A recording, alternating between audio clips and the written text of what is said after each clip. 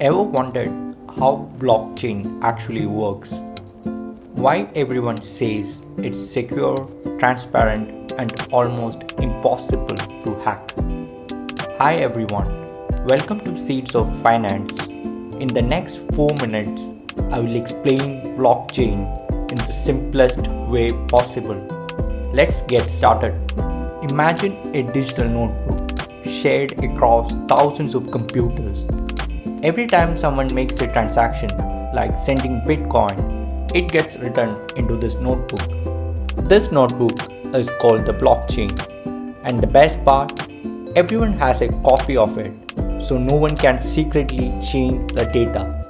A block is like a page in that digital notebook. It contains a list of transactions, a timestamp, a unique ID called as hash, and the link to the previous block.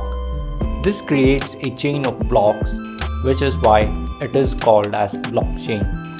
When you send crypto, your transaction is broadcast to thousands of computers called as nodes. These nodes check whether the sender is real, does the sender have enough balance, is the transaction valid. Only after this verification, the transaction goes into a block. In many blockchains like Bitcoin, new blocks are added to a process called as mining. Miners solve complex puzzles. The first to solve it gets to add the next block and receives a reward in cryptocurrency. Modern blockchains like Ethereum use proof of stake, where validators lock coins to approve transactions. Each block has a unique hash. If someone tries to change any data, the hash changes instantly.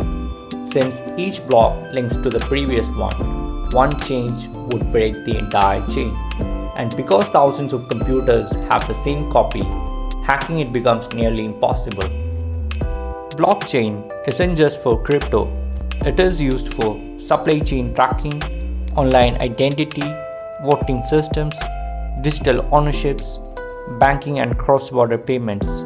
It is the future of decentralized technology.